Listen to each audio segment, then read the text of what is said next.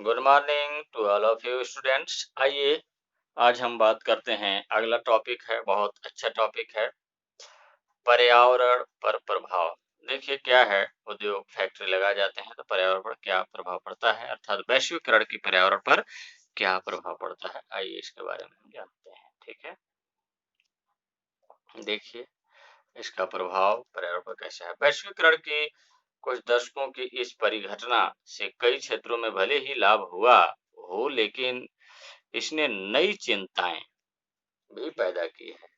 तेज गति की इस वृद्धि से उपभोक्तावाद तो बढ़ा है, लेकिन पर्यावरण के लिहाज से सवाल भी खड़े हुए हैं।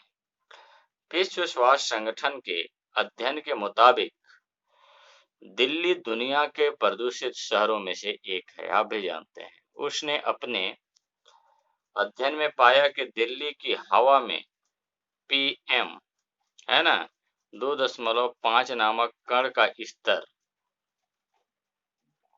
122 माइक्रोमीटर प्रति घन मीटर है। इसका सामान्य स्तर 10 माइक्रोमीटर प्रति घन मीटर से अधिक नहीं होना चाहिए।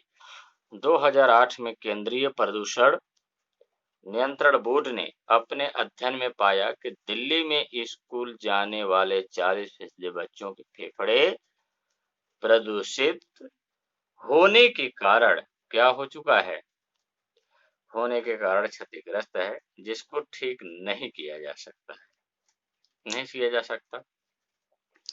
इन समस्याओं की डोर सड़कों पर बढ़ते परिवहन से जुड़ती है। वैश्वीकरण के इस दौर में भारत में जिन क्षेत्रों में तेजी से बढ़ती हुई, उनमें से एक वाहनों का बाजार है। मारुति उद्योग द्वारा भारत में उद्योग शुरू करने के बाद 1988 तक भी कुल उत्पादन सिर्फ 1,78,000 नगद ही था। एक दशक बाद 1999 में उत्पादन बढ़कर 5,33,000 नगद हो गया था। 2000 के बाद के शुरुआती सालों में ऑटोमोबाइल उद्योगों में विदेशी निवेश की अनुमति दी गई कि आप आइए और हमारे पास अपना पूंजी लगा करके निवेश करिए। 2004 में सिर्फ कारों का उत्पादन करीब करीब फिर से दोगुनी हो गया और तब से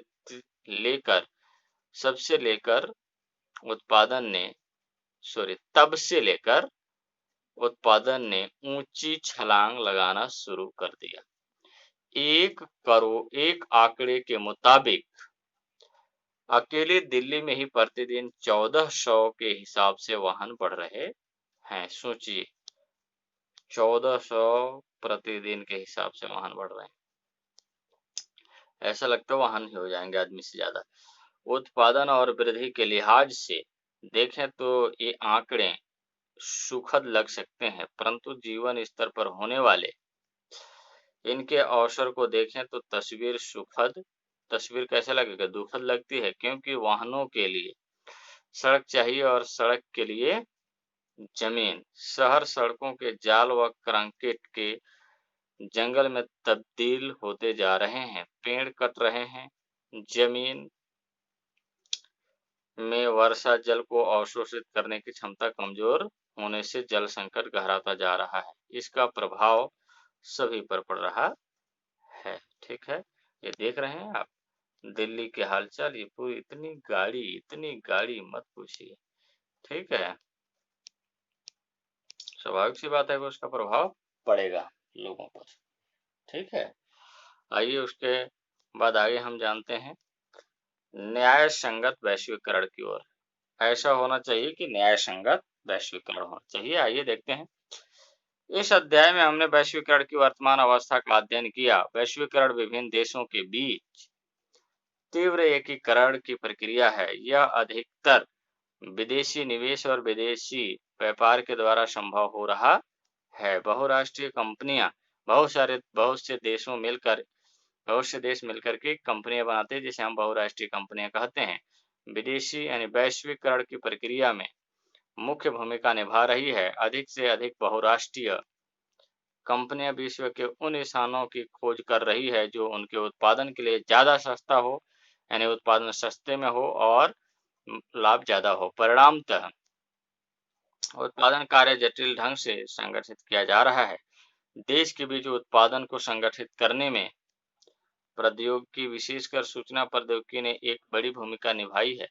साथ ही व्यापार और निवेश के उदारीकरण ने व्यापार और निवेश अवरोधों को हटाकर वैश्वीकरण को सुगम बनाया है। ठीक है।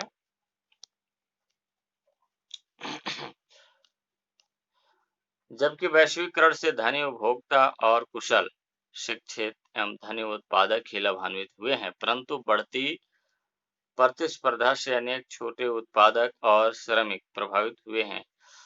समाज में असमानता बढ़ी है। धनिकों के पास संपत्ति का केंद्रीकरण हुआ है। पर्यावरण पर लगातार क्षति पहुंचती है, जिसका असर व्यापक रूप से सभी पर पड़ा है।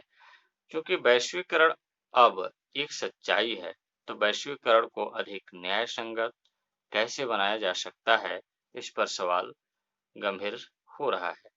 न्याय संगत वैश्वीकरण सभी के लिए अवसर प्रदान करेगा और यह सुनिश्चित भी करेगा कि वैश्वीकरण के लाभों में सबको बेहतर हिस्सेदारी हो, विकास टिकाऊ और उसमें बराबरी हो। यह तभी संभव है जब इस प्रक्रिया में सरकार, जन संगठन और आम लोगों की सक्रिय भूमिका हो, तभी हो पाएगा। ठीक है। अभ्यास प्रश्न में सुमेलित करने के लिए दिया हुआ है, आप आइए सुमेलित करिए। ठीक है, छोटा कर दूं, ऐसा है ना। देखिए, बहुराष्ट्रीय कंपनियां छोटे उत्पादकों से सस्ती दरों पर खरीद सकती है। क्या खरीद सकती है? व्यापार और उद्योग, Tata Motors, Infosys, rainbow, call centre, कपड़े, जूते, चप्पल, खेल के सामान के लिए किया जाता है। देखिए, बहुराष्ट्रीय कंपनियां छोटे उत्पादकों से सस्ती दरों पर खरीदती है। क्या खरीदती है? कच्चे माल खरीदती है। Tata Motors, rainbow, call centre, व्यापार और उद्योग, मोटर गाड़ियां, कपड़े, जूते, चप्पल, खेल के सामान खरीदे जाते हैं। अच्छा, चलिए इसको पूरा पढ़ेंगे तो पता चल जाएगा। यहाँ पे अभी और है ना, देखना है। इसको और थोड़ा सा ऊपर बढ़ा लें, ऐसा। ठीक है, अब देखते हैं। बोल रहा है, आयात पर कर का उपयोग व्यापार नियमन, व्यापार के नियमन यानी व्यापार के नियम के अनुसार क्या होगा? आयात पर कर का उपयोग व्यापार नियमन यानी व्यापार का अवरोधक के लिए ही हो जाता है। ठीक है, आप यहाँ चले जाइए। विदेश में निवेश करने वाली भारतीय कंपनियां, ठीक है, टाटा मोटर, इन्फोसिस, रेनबो, ये सब हैं, ये कंपनियां। आईसीटी ने सेवाओं के उत्पादन के प्रसार में सहायता की, मोटर गाड़ियां। ठीक है, उसके बाद अन्य बहुराष्ट्रीय कंपनियों ने उत्पादन करने के लिए निवेश किया, है ना। क्या किया? निवेश किया। ठीक है, कॉल सेंटर, ठीक है, ये आपका हो जाएगा जूते, कपड़े। ठीक, तो इस तरीके से अलग अलग हुआ। अब इसमें क्वेश्चन है, वैश्वीकरण को अपने शब्दों में स्पष्ट कीजिए। ठीक है, ये एक क्वेश्चन हो गया। और चौथा क्वेश्चन है, भारत सरकार द्वारा विदेशी व्यापार एवं विदेशी निवेश पर अवरोधक लगाने के क्या कारण थे? इन अवरोधों को सरकार क्यों हटाना चाहती है? अब जानते हैं कि देखिए, विदेशी व्यापार पर इसलिए कि अब हमारे यहाँ जो वस्तु बन रहे हैं उसका बिक्री कम हो जाएगा। हम अगर विदेशों से व्यापार करने लगे तो, विदेशों से वस्तु मंगाने लगे तो सब पता चलता है कि सस्ता वस्तु अगर हमारे भारत में आने लगे तो क्या होगा? हमारे विदेशी यानी हमारी वस्तु बिकना बंद हो जाएंगे, है ना। इसलिए हम ऊपर जो है उस पर क्या कर देते हैं, कर लगा देते हैं बहुत ज्यादा, ताकि वो क्या हो जाए, उसका वस्तु महंगा हो जाए और हमारा वस्तु बिकने लगे, सस्ता रहे। ठीक है, तो चलिए आगे आप देखिएगा, पढ़िएगा ध्यान से, है ना। और वीडियो को बार बार सुनिए, बार बार समझिए। ये सबसे इम्पोर्टेंट क्वेश्चन है। वैश्वीकरण की दिशा में भारत सरकार ने 1990 में क्या प्रमुख बदलाव किए हैं, ये ठीक है, उदारीकरण कर दिया। पहले अवरोध था जो जितने व्यापारीकरण विदेशी व्यापार में जो अवरोध था उसे हटा दिया। यही तो किया है और क्या किया है। ठीक है, तो चलिए धन्यवाद बच्चों, बाकी हम अगले दिन फिर से बात करेंगे, तब तक के लिए धन्यवाद। अच्छा, अब बात इस पर क्या होगा, क्योंकि अब तो ये चैप्टर खत्म हो गया है ना। अब आप बढ़िया अच्छे से रिवाइज करिए, अच्छे से पढ़िए, क्योंकि देखिए ये कोविड-19 कोरोना का संक्रमण काल में हम नहीं कह सकते कि स्कूल इतना जल्दी खुलेगा। देखिए कब खुलता है ना। तो ठीक है।